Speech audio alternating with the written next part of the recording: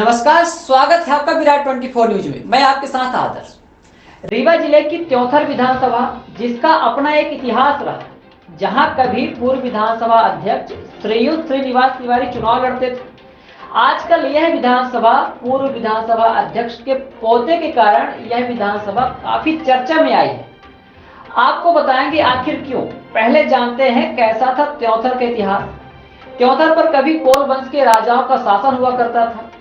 यह इलाका बघेल राजाओं के पूर्व आदिवासी राजाओं द्वारा शासित हुआ करता था। यह क्षेत्र तमसा नदी और खरारी नदी के संगम के समीप बसा हुआ है।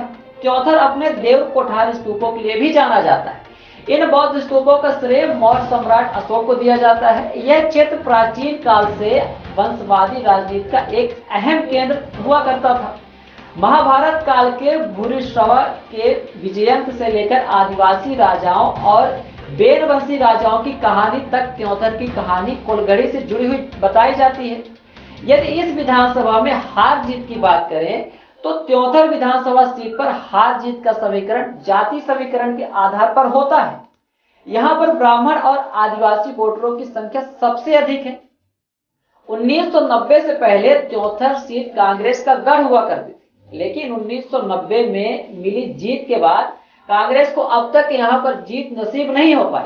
जातिगत समीकरण की बात करें तो यहां सामान्य वर्ग के लोगों की संख्या 43% है, जिसमें 31% ब्राह्मण और करीब 8% राजपूत है।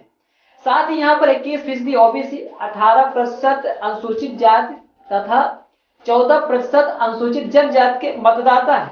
त्योंथर में ब्राह्मण नेताओं का वर्चस्व लंबे समय से रहा है। 2008 के चुनाव में 2 ब्राह्मण नेताओं के टकराने की वजह से यह सीट बसपा के खाते में चली गई।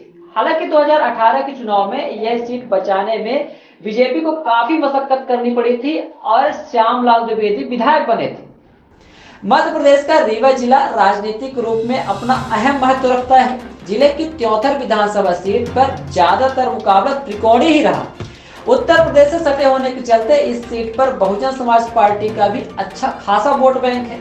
इस सीट पर वर्तमान में भारतीय जनता पार्टी का कब्जा है। वहीं श्यामलाल द्विवेदी यहाँ के विधायक भी हैं।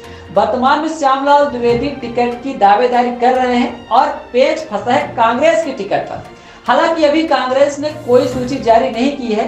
पहले से ही अटकलें लगाई जा रही है कि टिकट पूर्व के ही उम्मीदवार रमाशंकर को ही दी जा रही है, जिससे लगातार दावेदारी कर रहे सिद्धार्थ तिवारी की खेमे में हलचल मच गई और इस्तीफे की तो झड़ी ही लग गई। और सूत्र बताते हैं कि राज तिवारी बीजेपी आला कमान से भी जा मिली।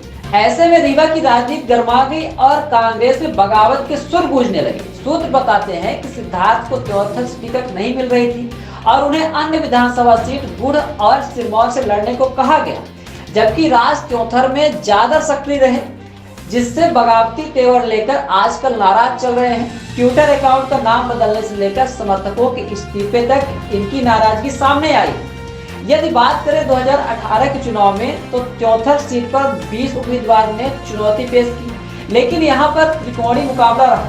बीजेपी, कांग्रेस और बहुजन समाज पार्टी के बीच टक्कर देखने को मिली। हालांकि बाजी बीजेपी के हाथ लगी। बीजेपी के श्यामलाल द्विवेदी ने कांग्रेस के रमाशंकर पटेल को 5000 से ज्यादा वोटों से हराकर चुनाव जीता था।